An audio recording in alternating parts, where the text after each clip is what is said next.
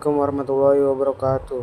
Kali ini saya akan membahas materi ekonomi bab 3, yaitu cara mengatasi masalah ekonomi.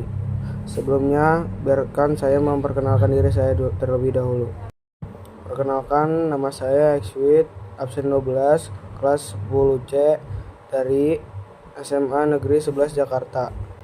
Nah, langsung saja kita ke materinya, yaitu A. Menentukan pilihan yang tepat. Untuk mengatasi kelangkaan, setiap orang harus menentukan pilihan yang tepat dan paling menguntungkan.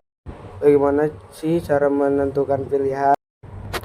Cara menentukan pilihan yaitu dengan cara menentukan tujuan, mengumpulkan informasi, mempertimbangkan konsekuensi, mendengarkan logika dan perasaan, membuat prioritas, berdiskusi dengan orang terpercaya, lalu mengambil keputusan dengan komitmen untuk menjalaninya. B. Memanfaatkan biaya peluang. Biaya peluang adalah segala sesuatu yang dikorbankan. Biaya peluang dapat menjadi dasar pilihan. C. Skala prioritas dan pengelolaan keuangan. 1. Skala prioritas. Kebutuhan yang lebih penting harus dilakukan pemenuhannya daripada kebutuhan lainnya. Seperti contohnya, prioritas ke-1 ada kebutuhan primer dan kebutuhan sekarang. Yang kedua, prioritas kedua, kebutuhan sekunder dan kebutuhan masa depan. Prioritas ketiga, kebutuhan tersier. 2. Pengelolaan keuangan dapat dilakukan dengan 1. Membuat pembukuan keuangan. 2. Memonitor dan mengevaluasi secara berkala. 3. Membiasakan diri menabung. D. Mengatasi masalah ekonomi mikro. Yang pertama, menentukan pilihan yang tepat untuk mengatasi masalah kelangkaan. Contohnya, memilih faktor produksi tenaga kerja. Yang kedua, yaitu bersinergi antar pelaku pasar dan industri untuk membentuk satuan yang lebih besar. Contohnya, kerjasama antara Nokia dan Microsoft. Yang ketiga, membentuk kesepakatan di antara produsen dan konsumen. Yang keempat, menggunakan teknik analisis ekonomi mikro. Yang kelima, pemanfaatan analisis biaya peluang dalam rangka menentukan pilihan. E. Mengatasi masalah ekonomi makro. Yang pertama, kebijakan moneter. Kebijakan yang dirancang pemerintah dalam rangka memengaruhi jumlah uang yang beredar untuk memperbaiki kinerja perekonomian. Contohnya, menurunkan suku bunga. Yang kedua, kebijakan fiskal. Kebijakan yang bertujuan memengaruhi jumlah pengeluaran dan penerimaan pemerintah.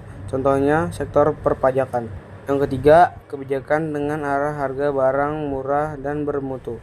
Kebijakan dengan arah harga barang murah dan bermutu, contohnya pemerintah menyediakan infrastruktur jalan yang baik. F. Sistem ekonomi sebagai solusi masalah ekonomi. Yang pertama, sistem ekonomi tradisional. Sistem ekonomi yang diterapkan oleh masyarakat tradisional. Ciri-ciri: 1. Teknik produksi dipelajari secara turun-temurun. 2. Modal sedikit. 3. Pertukaran dilakukan dengan sistem barter. 4. Belum mengenal pembagian kerja. 5. Terikat tradisi. 6. Tanah merupakan tumpuan kegiatan produksi dan sumber kemakmuran.